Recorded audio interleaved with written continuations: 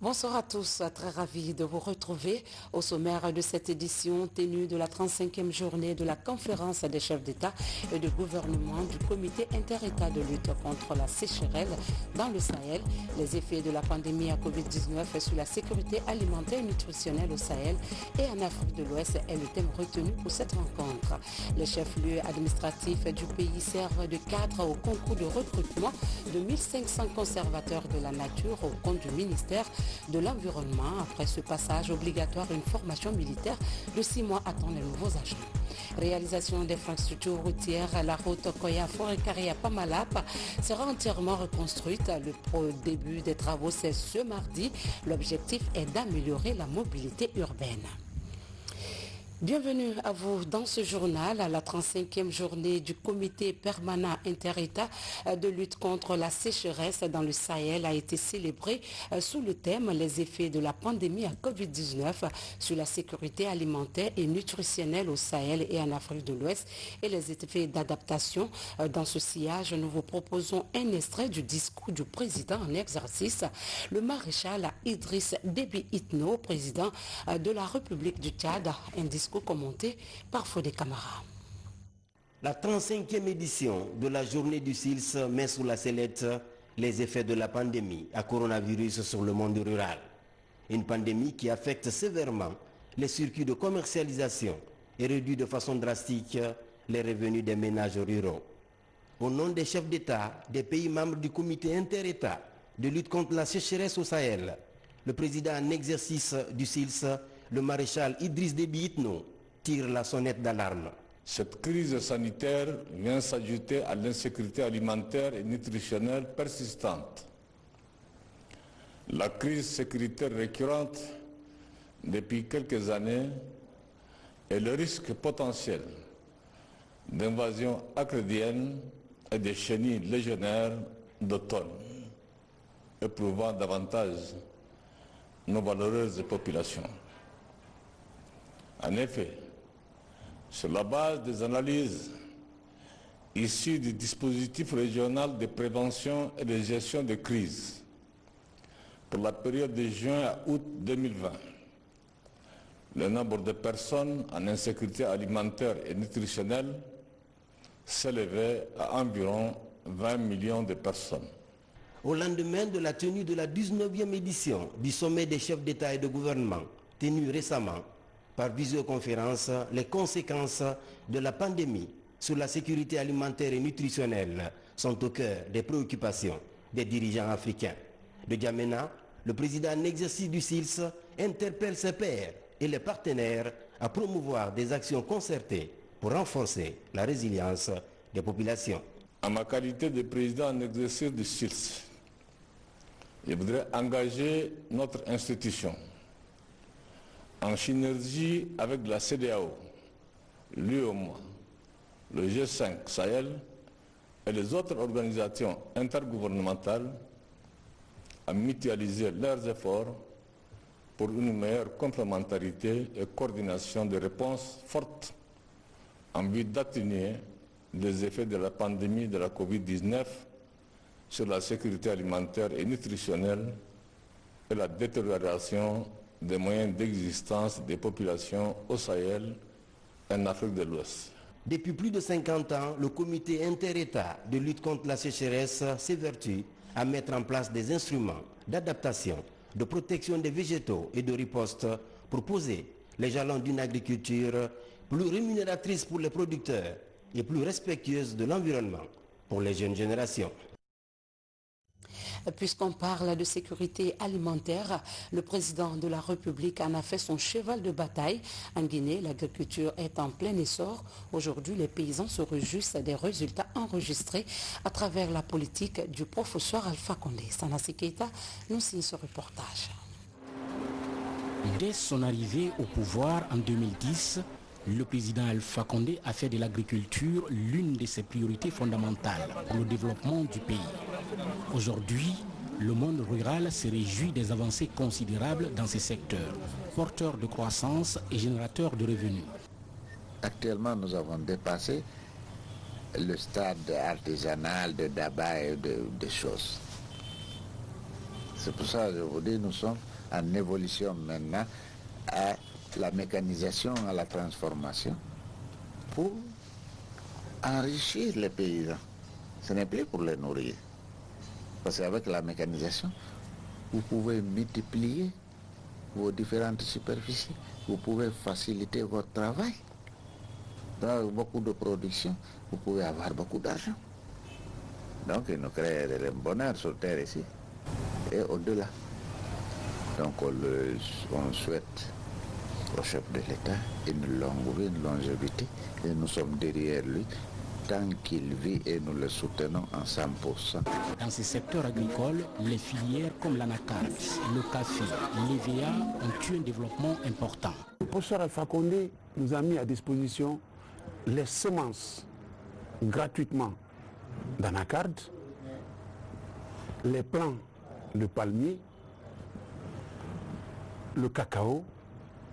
On a fait 2 grosses pépinières à Barin et à Tolo, de café arabica, pour servir toute la moyenne Guinée. Et ces plants-là, on les a donnés gratuitement. Quand on va commencer, les producteurs vont commencer à récolter, qui va empocher l'argent? Mais c'est eux. Mais globalement, c'est le pays qui avance. On va avoir des devises. On va lutter contre la pauvreté. Mais la main-d'œuvre aussi, aujourd'hui, il y a des jeunes qui ne sont pas de notre corporation, c'est-à-dire nous les agronomes, mais qui veulent s'investir dans l'agriculture parce qu'ils ont vu que le président est allé sur des filières porteuses, comme l'anacarde, comme le café, comme l'EVA, comme le palmier nain, ainsi de suite. La culture de l'anacarde a aussi connu un essor fulgurant en Guinée. Les exportateurs saluent la volonté du président de la République à développer cette filière en Guinée. Au niveau de l'anacarde, il faut souligner quelque chose qui est très important. Ça, c'est lieu ici de remercier le président de la République. Quand il est arrivé, la Guinée exportait 6 000 à 7 000 tonnes. Aujourd'hui, avec l'initiative présidentielle, on est dans les 110 000, 120 000 tonnes par an que la Guinée exporte. Maintenant, au niveau de l'anacarde, on arrive à créer, diminuer le chômage, créer l'emploi. L'engagement qu'il a pris, c'est un engagement qui est salutaire. Il faut oser le dire. Elle est salutaire. De 8 000 tonnes arriver à 120 000 tonnes, ce n'est pas de l'amusement. Pourquoi? Parce que les semences ont été données, à travers la chambre d'agriculture, sont poussées pour créer des plantations et les jeunes sont intéressés, les jeunes gens sont intéressés dans les pillages, tout le monde. Aujourd'hui, c'est un engouement. Il n'y a pas une seule personne aujourd'hui qui ne connaît pas l'anacarde. À l'époque, quand on dit anacarde, il dit au Guinée-Bissau, tout de suite. Mais grâce à son initiative, grâce à son engagement, aujourd'hui, la Guinée est connue. On connaît la Guinée comme la Guinée, c'est un pays producteur, exportateur. À travers tous ces résultats enregistrés, l'agriculture guinéenne est aujourd'hui en pleine mutation. Cela grâce à la volonté du président Alpha Condé, qui a misé sur ces secteurs porteurs comme le moteur de croissance et de la prospérité de la Guinée. Dans le registre Covid-19, surveillance continue de la situation avec l'élaboration d'un plan évolutif de la pandémie par le système des Nations Unies. Le document a été présenté au Premier ministre, chef du gouvernement, en présence des responsables de santé. Une opportunité pour le système des Nations Unies de réitérer sa volonté d'accompagner le gouvernement guinéen dans la lutte contre cette maladie. Ousmane Bangora.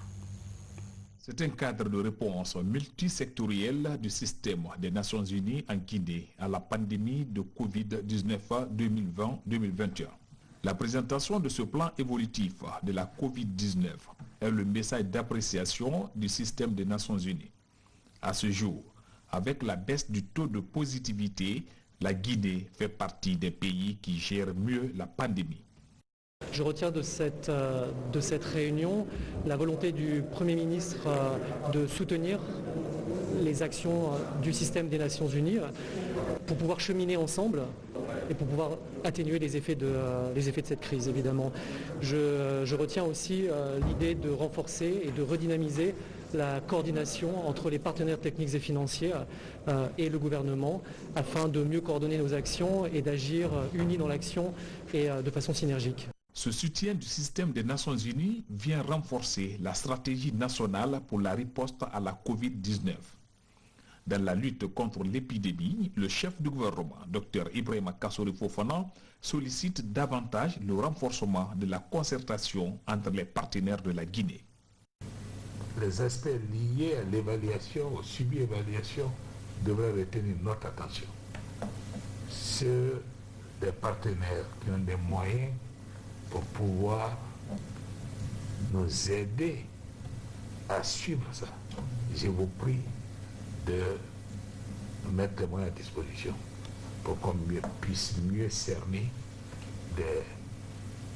ces faiblesses-là et pouvoir les adresser dans le programme à moyen et long terme. Je vous remercie de votre partenariat et nous restons disposés à vous appuyer pour nous aider à avancer dans cette lutte. Le système des Nations Unies reste attentif aux demandes du gouvernement de Guinée dans le cadre de la transformation économique du pays. Comme annoncé dans les titres, ce dimanche, le gouvernement guinéen a lancé le concours de recrutement des conservateurs de la nature au compte du ministère de l'Environnement. Les évaluations s'annoncent serrées. Ils sont 28 000 à candidater dans les 7 chefs-lieux du pays pour 1500 places. Le ministre de la fonction publique est à Boké dans le Kakandé pour le lancement des épreuves. Reportage Baba Kouyaté dans un commentaire de Mamadi Terna Kamisoko. Boké, la capitale régionale du Kakandé, fait le plein en ce dimanche. Et pour cause, le lancement officiel du concours de recrutement de 1500 conservateurs de la nature au compte du ministère de l'Environnement. Plus de 3000 candidats de la région prennent part à cette évaluation écrite dans les 4 centres retenus. Une opportunité pour Ba Amadou et Tolnosia qui ont en commun cette année de galère sur le marché de l'emploi. Ça fait 7 ans déjà que je ne travaille pas et c'est pas facile de trouver du travail. Et pour vivre, il faut bien travailler. Donc c'est ce qui m'a motivée parce que je sais que quand je trouve le travail, ça va me permettre de vivre responsable. Ça ne va pas actuellement. Et oui, j'ai un manque d'emploi. Je vais aider ma famille aussi à survenir à certains besoins. Et ensuite, j'ai envie de me marier aussi. Il y a tout ça. Sur le plan national, plus de 28 000 candidats sont évalués simultanément dans les 7 chefs-lieux de région administratives. À l'image des autres centres du pays, des dispositions sont prises pour le bon déroulement de ce concours. Un candidat doit avoir une pièce d'identité. Un candidat doit avoir son reçu de versement.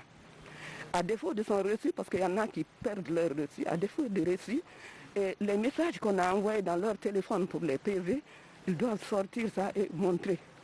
Donc on a aussi, comme nous sommes en période de pandémie, nous avons exigé que chaque candidat soit avec sa bavette. Et les kits sanitaires, comme vous le voyez, c'est déjà dans toutes les salles.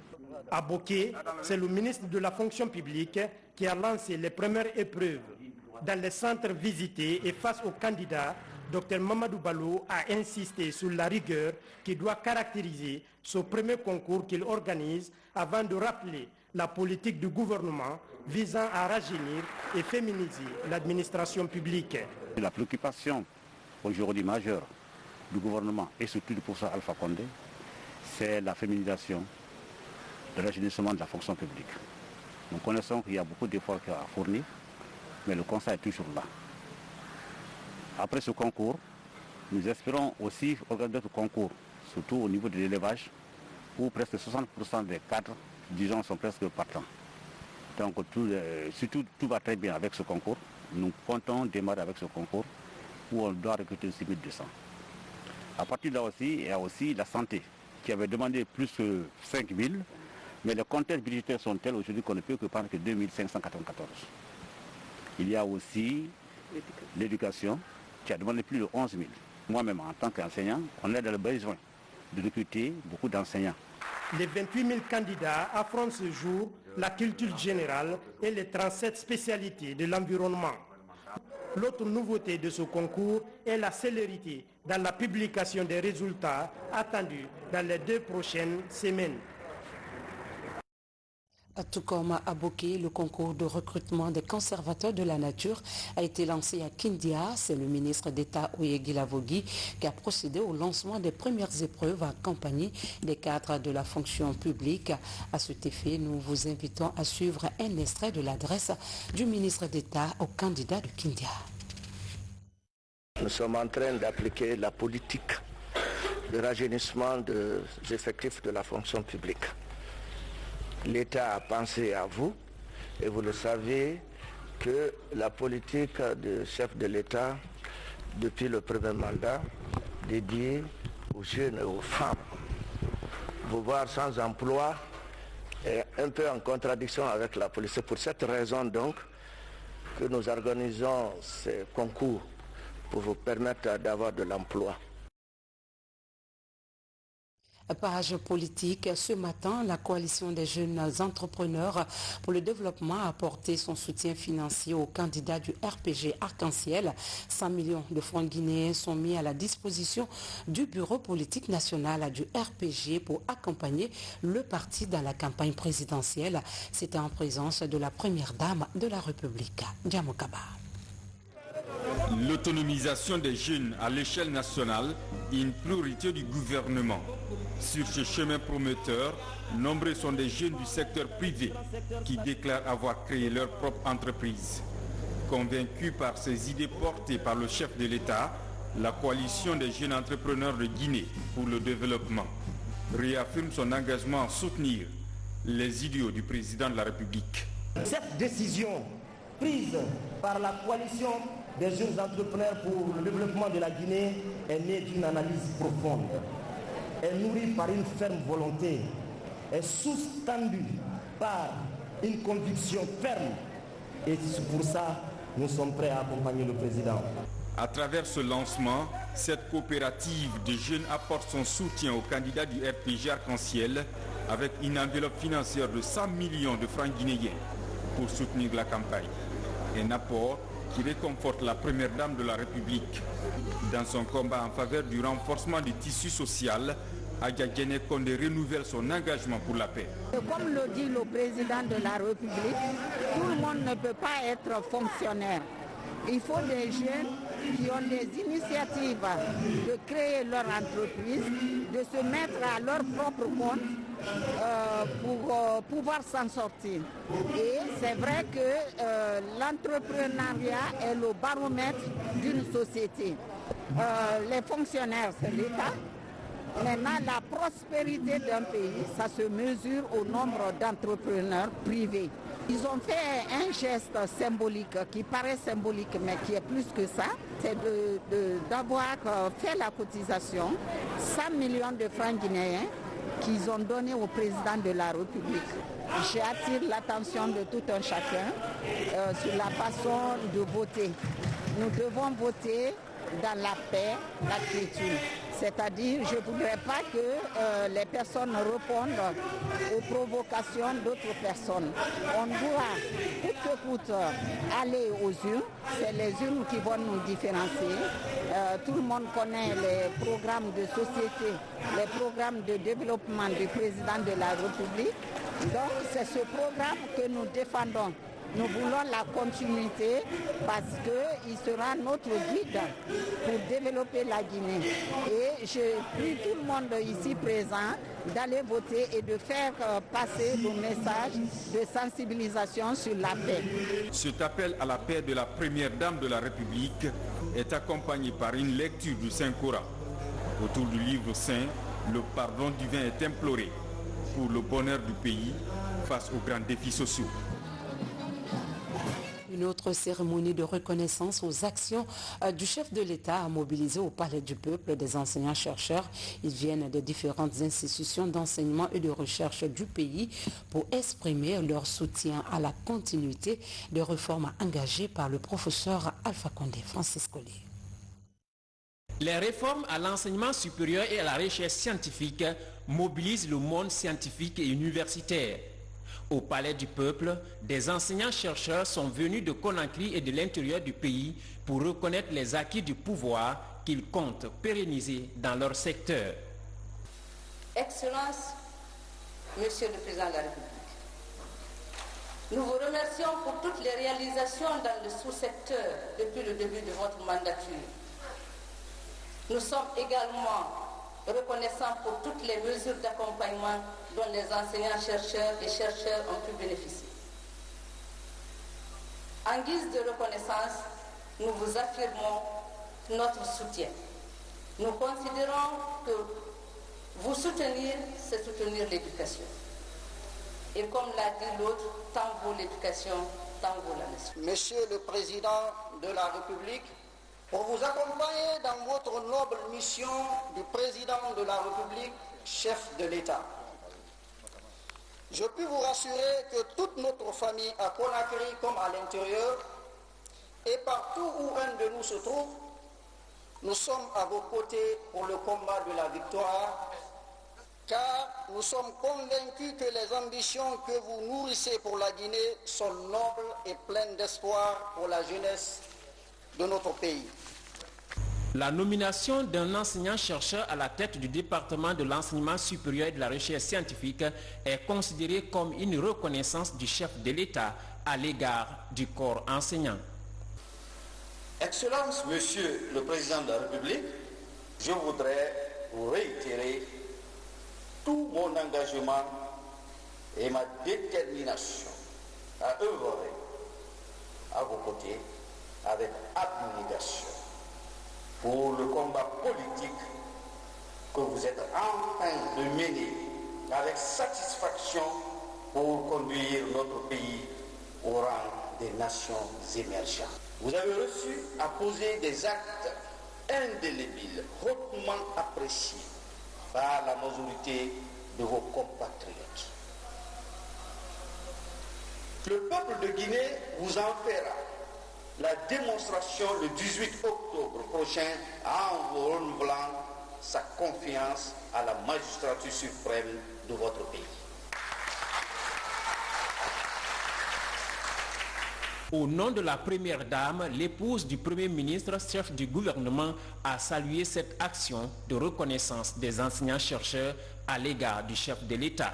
Je suis ravie, très contente le fait de venir représenter la Première Dame et à ce soutien-là du Président de la République.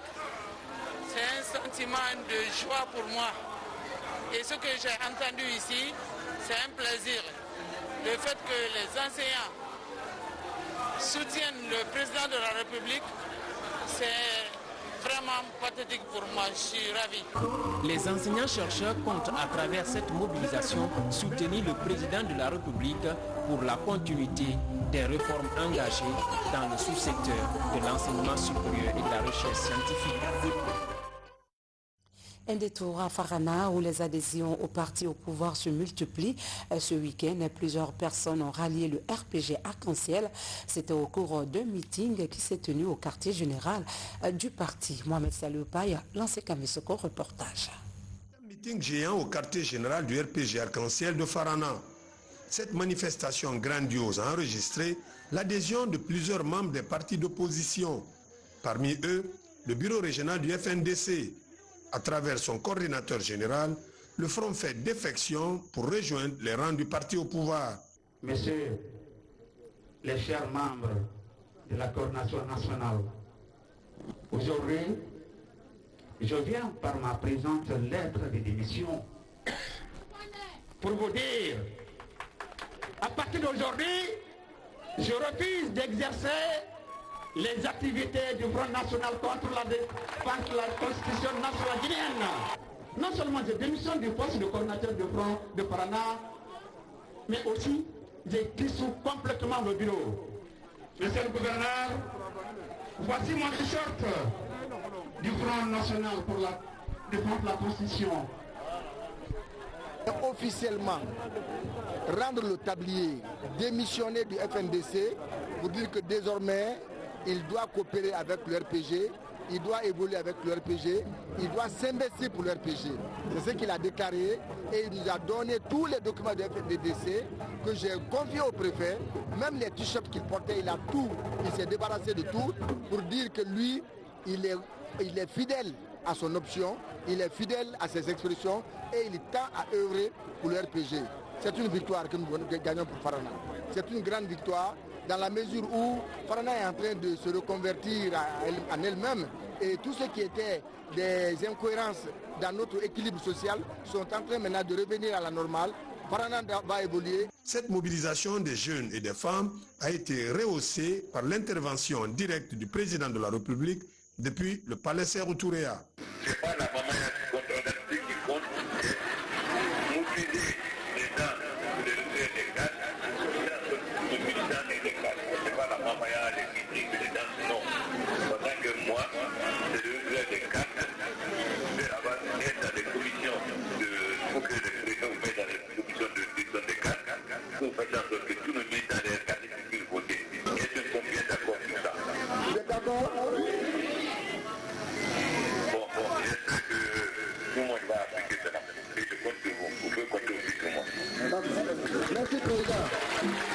Pour consolider cet élan de concorde sociale, un sacrifice et une lecture du Saint-Coran ont été organisés par les sages et les responsables du RPG Arc-en-Ciel de Farana. Toujours dans le volet politique, le parti RDIC vient de tenir son assemblée générale. À l'occasion, le président du parti, Marc Teliano, et ses militants ont exprimé à nouveau leur soutien au président de la République au compte de l'élection présidentielle du 18 octobre prochain. Yaya Sela. Ce sont des élus à la base au sommet du parti, le Rassemblement pour le développement intégré de Guinée, RDIG, qui se mobilisent ici à leur siège de Yimbaya.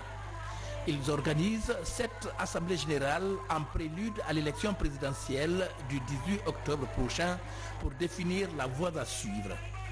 Après une consultation organisée au niveau des instances du parti, la décision est désormais prise pour soutenir la candidature du professeur Alpha Condé à l'élection présidentielle prochaine.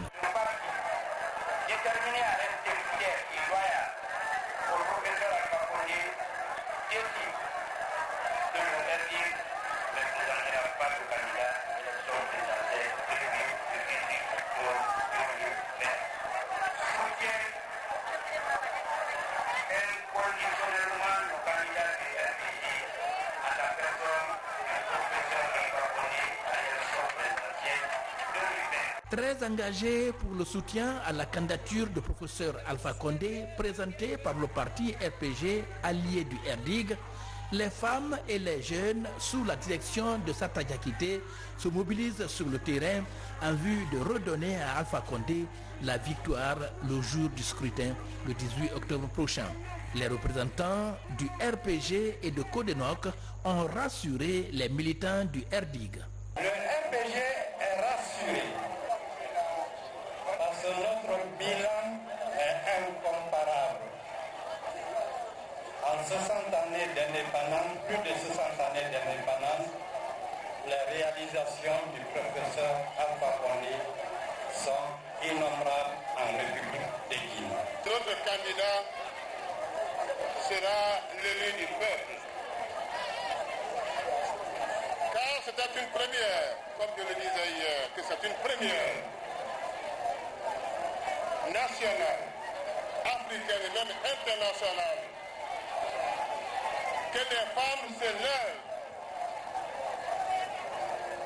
et cotisent et se disent c'est nous qui payons la caution de notre candidat. C'est une première. Les bureaux des jeunes du RDIG ont exprimé leurs souhaits au nom de l'unité et la cohésion dans la région forestière, le relâchement des jeunes en détention provisoire, la construction d'un centre hospitalier universitaire CHU et le retour des investisseurs miniers dans les prochaines années. Autre sujet d'actualité, 800 fonctionnaires de la police et de la protection civile sont à l'école pour apprendre les techniques liées à la protection des personnes et de leurs biens. Repartis entre les écoles de Kagbele et de Kafilia, ils entament leur formation de spécialisation après celle de la commune de base. Commandant Morikaba est de la police nationale. Un soldat mal formé est un danger public, a-t-on coutume de dire. Le ministère de la Sécurité et de la Protection civile opte pour une formation qualifiante comme celle observée actuellement dans les écoles de Kagbele et de Kafilia. Pour l'École nationale de la police et de la protection civile de Kagbele ce matin, cela prouve à suffisance la volonté farouche qui vous anime dans le cadre de la formation du personnel de la police nationale, pour que désormais ce personnel soit physiquement et professionnellement apte à répondre aux attentes de la population guinéenne. Et pour juste vous enquérir des réalités de la formation initiale de base et professionnelle, l'École nationale de la police et de la protection civile. En visitant l'École nationale de police et de protection civile de Kabylie, le directeur général de la police nationale vient ainsi toucher du doigt non seulement les réalisations effectuées, mais aussi constater le niveau d'évolution des cours de formation qui s'y pratiquent. Je viens ce matin, au nom du ministre de la Sécurité, m'enquérir du niveau de formation que vous avez atteint dans l'espérance, la sécurisation des populations guinéennes et leurs biens. Je voudrais profiter de la même occasion, féliciter le directeur général des écoles et tout son encadrement de Kabylie jusqu'à Kafilia, de la discipline, du sérieux que les élèves policiers actuellement dans les deux centres sont en train d'observer. C'est du jamais vu dans l'histoire des écoles de police en Guinée. Je vois aujourd'hui, rien qu'ici, il y a 8 compagnies et quelques, sachant qu'une compagnie est composée de 120, multipliez ça par 8, autant à Kafilia. C'est du jamais vu. Mon général, je vous respecte. Mon colonel Diabaté et tes officiers, je vous respecte. On est très fiers de vous. Nous sommes à une année cruciale. C'est vous qui allez sécuriser les élections qui arrivent. Et la formation n'a pas de prix. À noter que c'est la toute première fois que les encadrés de la police et de la protection civile prennent en charge une promotion depuis la formation initiale de base jusqu'à la professionnalisation. À présent, place au consortium de la société civile qui vient de lancer le projet Regard citoyen sur la gouvernance politique de riposte contre le coronavirus. Ce projet va aussi chercher des informations sur l'appréciation que portent les citoyens sur les initiatives gouvernementales. L'ANAFIC et l'ANIES sont sollicités pour la phase pilote. On en sait un peu plus dans ce reportage du Tcherno Ousmane Diallo. Depuis mars dernier, l'état d'urgence sanitaire est en cours. Plusieurs mesures ont été prises pour soulager les populations. Plus de 7 mois après le début de la pandémie, une coalition de la société civile initie le regard citoyen sur la gouvernance de la politique de riposte contre la Covid-19 et les initiatives gouvernementales. Durant les 4 prochains mois, 100 jeunes vont parcourir le pays à la collecte de données pour aider à mesurer la portée des différentes actions entreprises avec la maladie à coronavirus et les impacts de certains projets comme l'ANAFIC et l'ANIES dans la vie socio-économique. Permettre au gouvernement et ses partenaires de mesurer l'effectivité des initiatives gouvernementales, des politiques et les programmes qui sont développés en faveur des citoyens, mais de savoir également quelle est l'appréciation, quelle est la compréhension des populations à la base sur ces politiques et ces programmes qui sont développés pour leur épanouissement. Avec ces démarches structurées, des démarches organisées, des démarches de responsabilisation à l'intérieur de nos communes, l'État seront représentés, les citoyens seront représentés et nous sommes convaincus que les résultats attendus annoncés ici seront effectivement atteints au niveau des populations qui en ont besoin. Après la phase de collecte des données, des rencontres de synthèse vont être effectuées au niveau régional, puis au niveau national. Le processus connaîtra l'organisation de 600 focus group et des entretiens individuels pour renforcer la gouvernance participative telle qu'encouragée par le Programme des Nations Unies au développement. Nous avons dans nos actions de promouvoir la bonne gouvernance qui prend en compte les questions de transparence, d'intégrité, d'honnêteté, de redevabilité des populations. Et le travail qui va être fait sera un travail très inclusif parce que ça sera fait dans les localités les plus reculées avec, comme on le disait, les jeunes qui sont dans ces différentes localités. À la fin des activités, un rapport sera soumis aux autorités et aux partenaires, ceci pour aider à la prise de décision et à la formulation de projets de développement futurs. Et pour finir cette édition, réalisation d'infrastructures routières, la route Koya-Forikaria-Pamala sera entièrement reconstruite. Le début des travaux est prévu pour ce mardi. Des cadres du ministère des Travaux publics et ressortissants des localités riveraines étaient sur le terrain. Selon les ingénieurs, toutes les dispositions sont prises pour le bon démarrage des travaux. Abdul Aziz Baldé.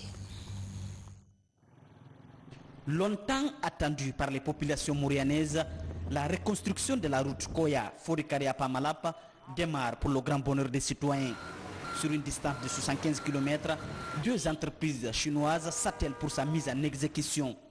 Ce week-end, une délégation venue de Conakry, composée des cadres de travaux publics et les ressortissants de la préfecture, accompagnés des ingénieurs, ont visité les bases logistiques de ces 2 entreprises.